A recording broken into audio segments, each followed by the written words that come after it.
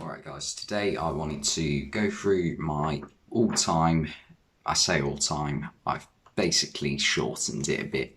So it's players, like I don't want to put Maradona in because I've never watched Maradona play football, do you know what I mean? Well, I've seen clips of him obviously, but I haven't actually watched many full 90-minute games that he's played in. So basically since I started watching football, which was around 2009, so an 11 of players in any league since then. So in goal, I've gone with Manuel Neuer. I don't think that needs much explanation.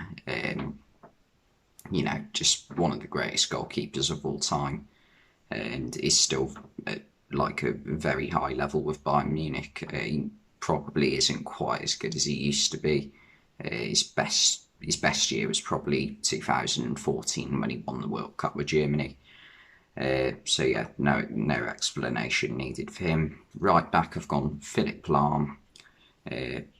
He was just like one of those players that I feel like any manager would want in their team.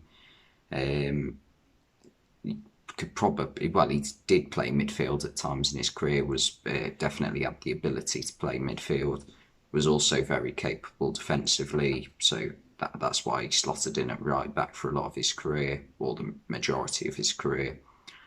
I've gone with a 4-3-3 formation, so a centre back pairing of Sergio Ramos and Virgil van Dyke. Ramos, no explanation needed. One of the greatest defenders of all time. Has won numerous Champions Leagues with Real Madrid. I don't even know how many it is now. It's got to be at least, I think it's four: 2014, 2016, 17 and 18. So yeah, obviously, great defender. I've gone with Virgil van Dijk. Now, this might be a little bit of bias because I am a Liverpool fan, but I've never seen a defender have a better season than he did in 2018 and 2019. He was absolutely incredible. Like it was virtually impossible to get past him for opposing strikers at times. Yeah, so I've picked him as well. And also, you can see the massive amount of change in quality when Virgil van Dijk is playing for Liverpool against when he's not playing for Liverpool. Left back, I've gone with Marcelo. Just another like amazing part of that Real Madrid side that won 3 Champions Leagues in a row. Definitely one of their key players throughout their recent success under Carlo Ancelotti and Zinedine Zidane. So he definitely gets in the team. And then I've gone a 3 in midfield. I couldn't really work out. I've sort of gone with Kante as a sitting midfielder, although that is definitely not his best position. But I've gone with Kante in the sitting role because the amount of difference he makes on any team is amazing. Because it's like having 2 extra players, like having 12 players on the pitch when he's playing. A lot of players say that. And yeah, last season Chelsea in the Champions League, he was amazing in both the semi-finals and the final, and massive reason why Chelsea won the Champions League. I've gone with, as my 2 sort of like number 8s in midfield, I've gone with Xavi and Iniesta. I mean, it's a great midfield partnership. It was a great midfield partnership for at least a decade, Barcelona and Spain. Xavi, just a great great passer of the ball. He has like a passing stats like something like 95% pass accuracy throughout his career, which is, incredible. The fact that out of every 20 passes he makes, 19 are successful. And I've also gone with Andres Iniesta alongside him because, he was part of what made Barcelona so great. Like just a great dribbler of the ball, great passer of the ball as well.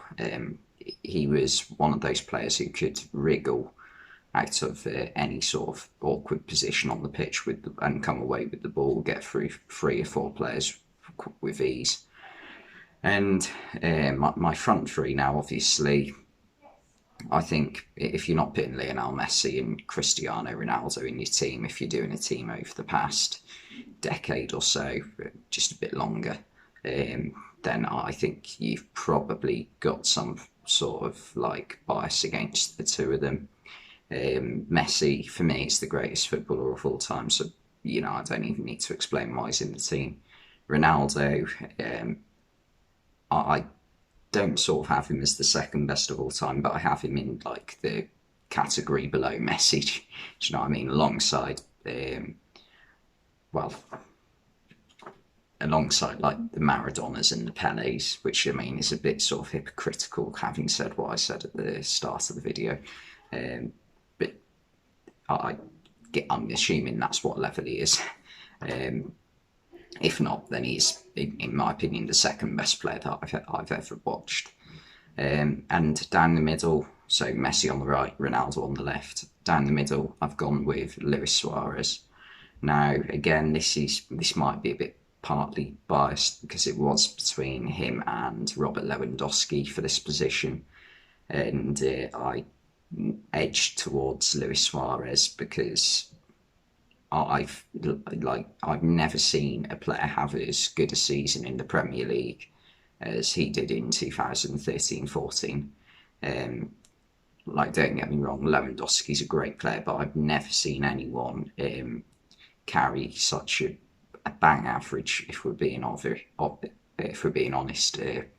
side in Liverpool's team under Brendan Rodgers, and nearly take them to winning a Premier League title with like well over 40 goal contributions in about 30 games.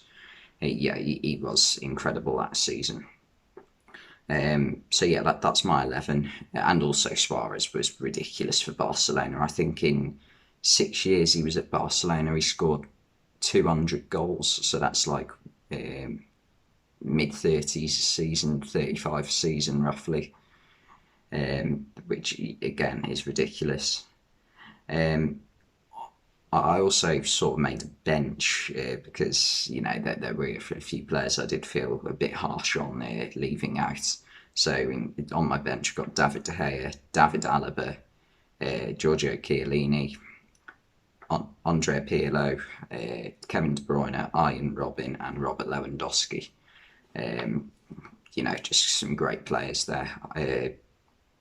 I was debating whether to put Neymar or Arjen Robben on the bench, but Arjen Robben was one of my favourite players growing up. The way he could just chop inside on his left foot, and the defender knew what he was going to do, but you couldn't stop him doing it. He was amazing. Chiellini, it might be a bit of a questionable decision considering the players I have left out, like Gerard Piqué, John Terry. Who else? Thiago Silva, Diego Godin. But I've gone with Chiellini because just before Cristiano Ronaldo joined Juventus, they had a team that was one of the greatest defensive teams that I've ever seen at Juventus, and he was the leader of that team. So yeah, I put him in, and De Bruyne, obviously a great creative player. Lewandowski, I've already said I was debating whether to put him in the starting 11. David Alaba, one of those players who's great in multiple positions, and David De Gea also was like on the level of Manuel Neuer for a good half a decade, from about 2013 to 2018. So he definitely has to be on my bench. But anyway, that's my ultimate 11, if you like. So thanks for watching, and I'll see you next time.